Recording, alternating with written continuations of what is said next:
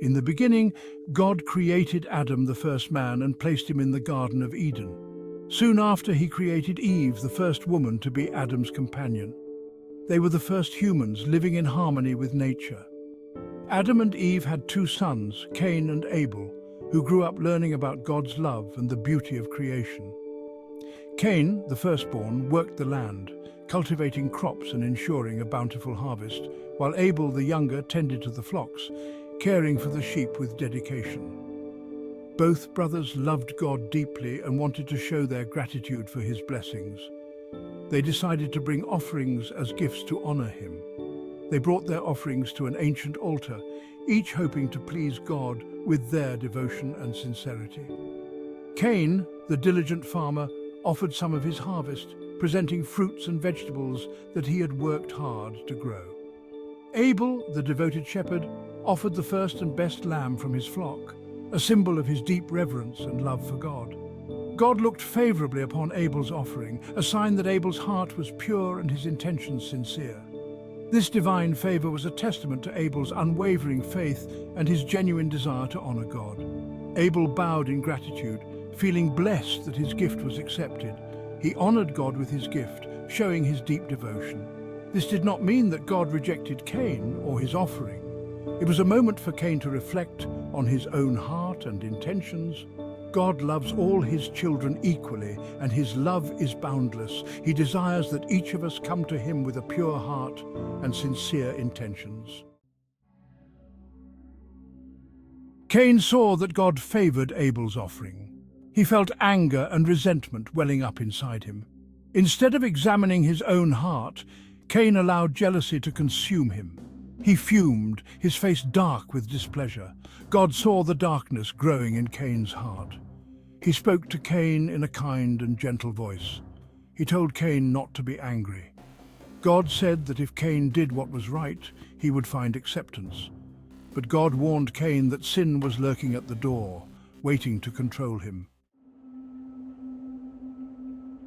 Cain ignored God's loving warning. He let anger and jealousy poison his thoughts.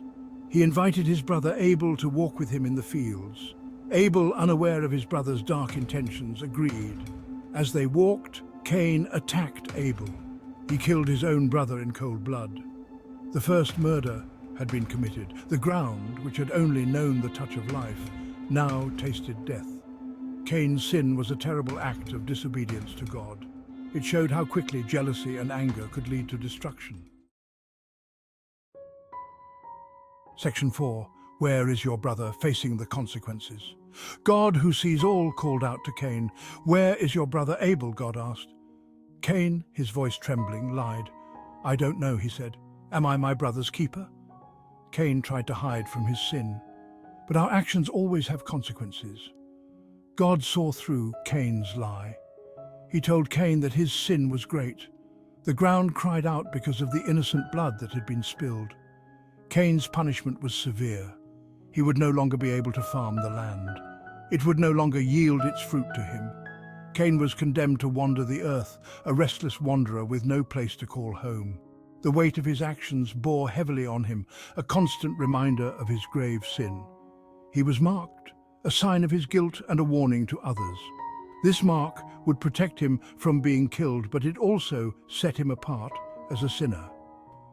Cain's life was forever changed, a testament to the consequences of his actions.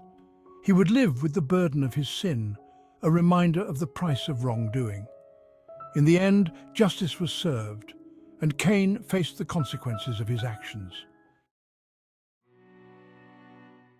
Section 5. Cursed to wander, a restless soul. Cain was horrified by the consequences of his actions. My punishment is more than I can bear, he cried out to God. He was afraid. He thought that anyone who found him would try to kill him. Cain felt the weight of his sin heavy on his soul. Cain had taken a life, a precious gift from God. Now he felt cut off from God's presence. He felt alone and afraid. Section 6. A mark of protection, God's unwavering mercy. God, in his infinite mercy, heard Cain's plea. He placed a mark on Cain, a sign of protection.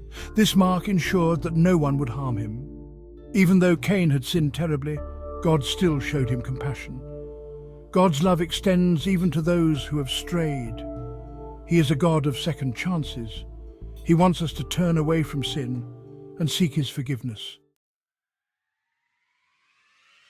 Section 7, Finding Hope in Forgiveness, a Legacy of Redemption. This chapter delves into the profound journey of Cain, a figure marked by both sin and divine mercy. Cain, marked by his sin and God's mercy, left the presence of the Lord. His departure was not just a physical one, but a spiritual exile, a journey into the unknown. He went to a land far away called Nod.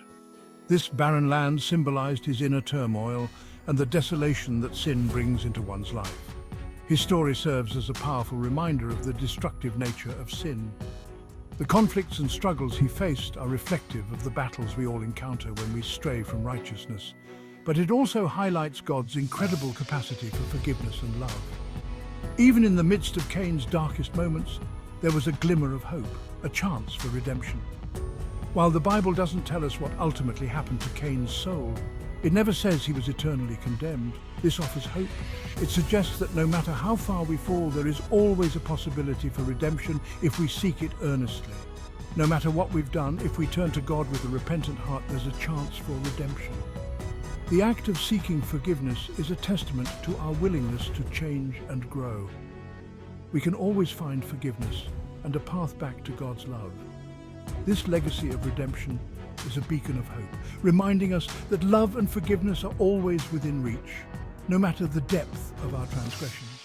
May God help us to live according to the will of God. We should not live according to our self-will.